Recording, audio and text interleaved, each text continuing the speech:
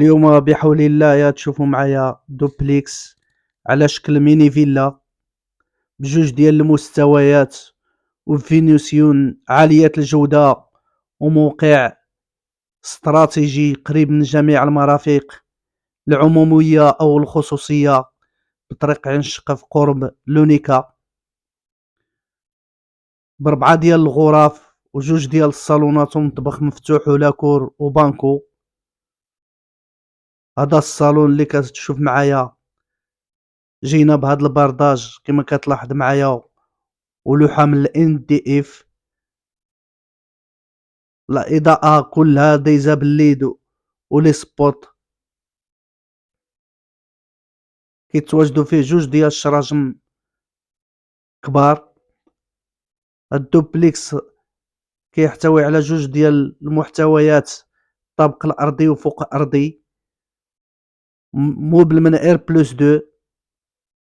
هنا في الأمام ديالنا هاد الفاسك العصري جاينا بباب تركيا بلاندي من نوعية جيدة. هذا البيت الأول تيتواجد فيه بلاكار مغلف ومقسوم بيوتا كبار.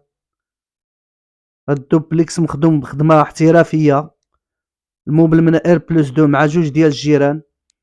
خليك معايا على الفيديو باش تطلع على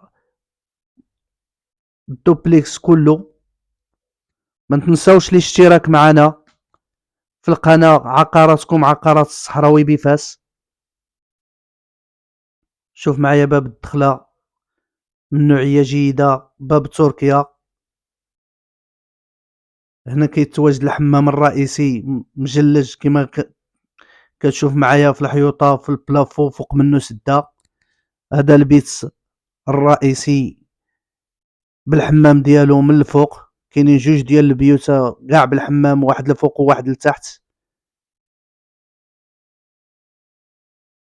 فوق بلافو كله دايز بالليد كيتواجد فيه بانكو كيتحط بلينوكس بلاكارات كبار مقسومين ومغلفين. هذا الحمام الثاني اللي في قلب بيت النعاس. المساحة كيفوق 220 متر. ثمن 96 مليون قابل للتفاوض. هذا الطابق الأرضي اللي جاينا بهذا الصالون هذا مفتوح كما كتلاحظوا معايا بهذا البرداج. هنا الانستالاسيون ديال التلفزيون ديالك في هذه اللوحة. من الأمام ديالنا المطبخ مع هذا الفاسك وكتواجد الدبارة بالجنب من هذا الفاسك هذا. هنا هاد الدروج كما كتشوف معايا كيتحطوا بلينوكس. هنا كيتواجد المطبخ اللي مجلج حتى البلافو وجاينا مفتوح تقسيم عصري ممتاز. كيتواجد فيه الفران والبلاك ولاهوت ديالها مجلج حتى البلافو.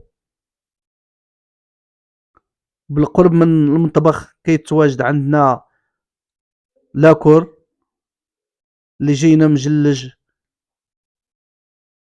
في الحيوطة.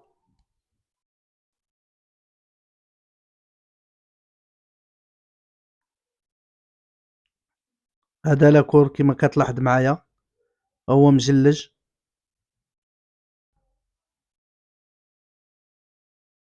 اللي بغى يشوف هاد الدوبليكس في عين المكان ما عليه الا يتصل بنا بالنمرة اللي على الفيديو. كما قلت لك هاد الدوبليكس دائما نذكرك بالمساحة هي كيفوق 220 متر.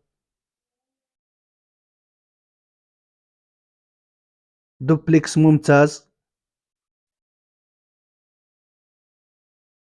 هنا كيتواجدوا البيوت بجوج. البيت اللي بالحمام وبلاكار كيتواجد فيه هذا الفاسك بالمرايا ديالو.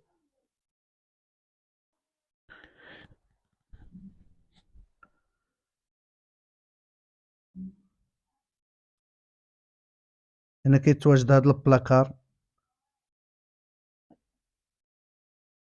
هذا البيت الرابع. وإلى فيديو جديد وشقة جديدة إن شاء الله. والسلام عليكم ورحمة